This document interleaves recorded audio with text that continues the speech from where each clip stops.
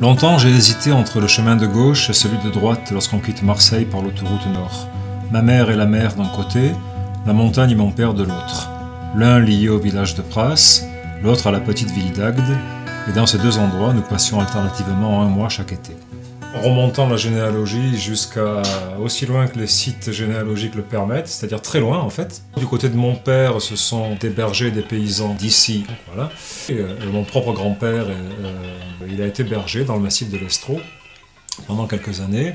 Mon cousin Jean-Claude, qui a fait la transhumance avec son propre père, qui lui partait de Soliespont dans le Haut-Var jusqu'ici, jusqu'au massif de l'Estro. Donc c'était une des branches de la route qui venait à pied jusqu'ici. Et les nuages de mouches qui vont avec et qui envahissent les maisons. Et voilà.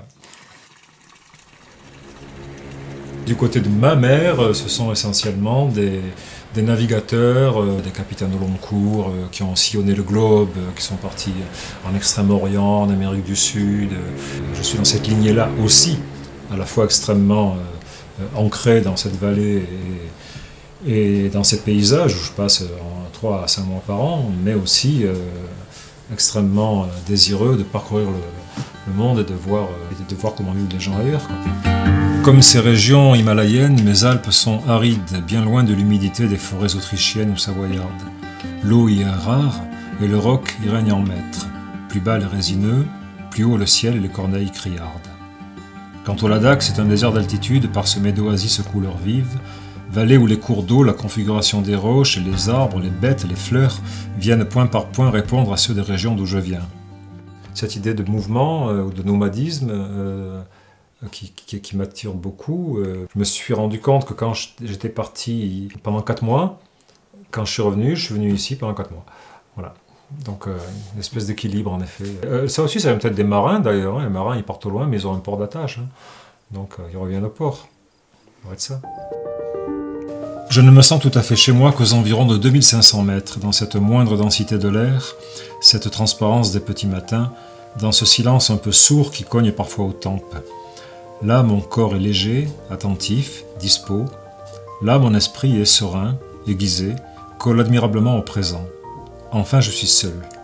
Enfin, le monde n'est plus constitué que de 2 parties, l'univers entier et moi.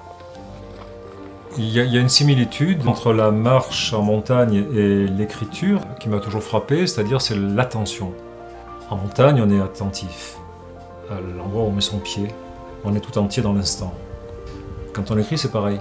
On est totalement plongé dans ce qu'on fait, on est dans une concentration, une espèce de verticalité. Pendant qu'on marche, on a aussi une espèce de regard d'aigle en même temps qui fait qu'on se voit soi-même minuscule au milieu de l'immensité. Donc on est à la fois plongé un élément infime au milieu de l'immensité, mais cette immensité on l'aperçoit en soi. Donc il y a un effet de zoom perpétuel, quoi. Et ça nourrit sans doute l'écriture, mais après. Je suis écrivain, donc c'est comme ça aussi que je procède, c'est-à-dire que les expériences, je les vis, bien sûr, et puis après, en les couchant sur le papier, finalement on les revit, on les organise, et puis on les pense mieux. On est sur la trace d'une pensée, comme un chien est sur la trace d'un lièvre, mais pour la saisir vraiment, il faut la mettre par écrit, sinon on les éprouve, mais on ne les pense pas réellement.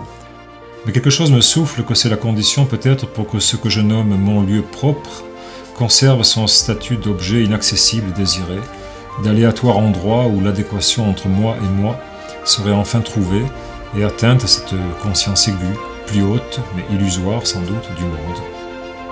Parce qu'en fait, le désir, c'est pas juste un désir de partir, d'être dans le mouvement, effectivement, pour aller voir. Aller voir quoi? Aller voir ailleurs si on y est.